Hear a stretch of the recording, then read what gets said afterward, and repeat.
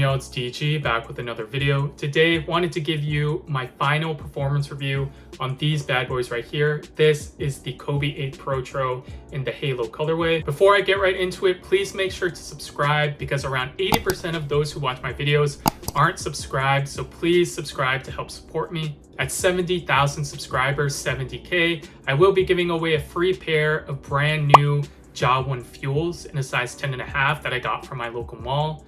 I've never played in them, but there are 4 rules to enter. So first, you have to like this video. Second, you have to subscribe. Third, leave a comment down below with your thoughts on the Kobe 8 Protro. Then fourth, DM proof to my Instagram. Then at 70,000 subscribers, I'll pick someone at random to win that pair of brand new Jaw 1 Fuels. The traction consists of a herringbone pattern and a scale pattern.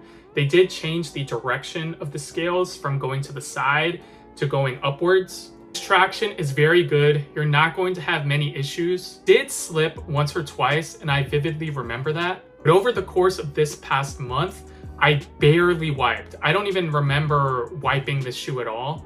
This should show you how well the traction performs. It is very, very good. It doesn't squeak the loudest, so for those who like squeak like I do, just know that it won't squeak all the time like the Wave Weight 10 or even the LeBron 20. This traction will bite really, really well. Squeak has nothing to do with performance, so just know this traction is very good. Moving on to the cushion, you have a full-length React midsole. After breaking the shoe in, which I'll get to the fit section soon, this cushion gets way better over time. It's a lot softer now over the past 3 to 4 weeks than when I first played in them. And the cushion provides amazing court feel, which is really needed for a shoe like this because this is a very minimalist setup for very quick guards, really good scorers. You will love these. The cushion gets softer over time, especially in the heel.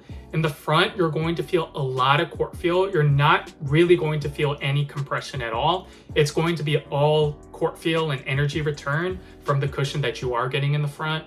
And for what this shoe is, this is a very minimal setup for guards, very fast scorers and players in general. This cushion setup was really nice. If you are looking for a shoe with impact protection, this is not going to be it, just because, again, this is for minimalist setups. This is a very fast shoe. This is a very lightweight shoe, and for quicker players and quicker guards. I do think big men can rock the Kobe 8 Protro, but it's very optimal for the quicker player, for the guard position and stuff like that. In terms of the fit of the shoe, this shoe fits true to size, especially lengthwise. However, if you do have a wide foot and you don't like snug fits at all, then I would definitely recommend going up half a size. If you did have the original Kobe 8, just go with that size because they pretty much fit the same.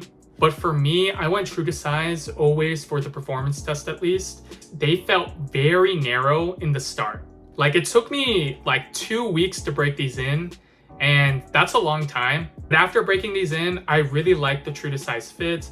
I didn't really have an issue with how narrow it was at that point, just because I felt like the materials just broke in.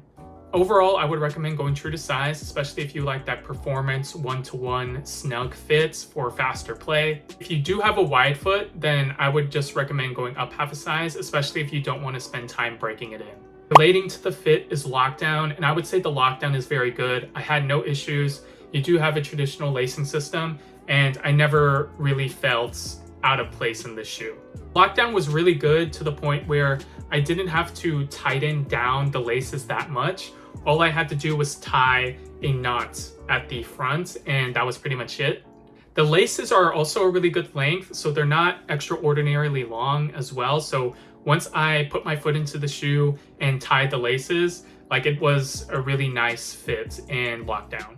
There's no heel slippage in this shoe either. The support is really good on this shoe. I feel like they stiffened up the heel counter, so it is pretty rigid and hard, which helps with the heel lockdown and ultimately ankle sprains and stuff like that. So it also has a pretty wide base as well. The materials consist of an engineered mesh, and it is pretty like rigid at first. I did ram my toe at the front of the shoe once, and it really did hurt a little bit. So that's how rigid this material is, but I felt like it was very supportive. In terms of overall playability, these are a 10 out of 10 in my opinion in terms of just hooping, don't have to worry about your feet. These feel really seamless in one-to-one. If you are a fast player who's shifty and needs a lot of court feel, especially the kids nowadays who all dribble like Kyrie and go to the basket and do these layups and step backs and jumpers, like this is an elite shoe. Downsides or areas of improvement, I would say, is really the fit of the shoe. I feel like it is pretty narrow, but at the same time, that's just how it is. A lot of Kobe's just fit like that. The other downside I would say is the availability of this product, so nothing to do with performance, but I do think this shoe is very, very good performance-wise, so I do hope that they release more quantities in the future. Also wish that they added a little bit more cushion somewhere in the forefoot. I know that contradicts the court feel, and that is such a positive thing about this shoe. It is probably the highlight of this shoe. But I wish, personally for me, I do wish that they put maybe a small zoom unit in the front, but I understand why they didn't. In terms of the weight of this shoe, it is very light. It is the best thing about this shoe next to the court feel. So if you are a fast guard, if you are a guard who likes to score and move off the ball and right, you are dependent on movement and you have a lot of leg strength and you don't really need impact protection, then this is the shoe for you. This is a shoe that I really enjoy playing in because it is super low to the ground. There is so much response in this shoe. Like anything that you do, you're going to get right away, right? Like that energy that you put, you're going to get it back right away. Any move that you do, you're going to feel that response right away. So anything, any movement, any step back, any pull-up jumper, any crossover, any drive to the lane, like this shoe will aid you in those movements fast. I can't wait for other colorways because again, this is just an all white colorway. It does get really dirty, obviously. I even cleaned these and there's still stains on it. So I can't wait for future colorways because this is not my favorites. I do understand the inspiration and the Halo commemoration here and the collection, but I want the OG colorways. I want all of the nice colorways that we originally saw in the Kobe 8s. Really want the What the Kobe 8s. Those are like the basketball shoe grail for a lot of hoop shoe heads and collectors, and I don't have a pair. This shoe is very good. Is it worth resale price? I would say probably not.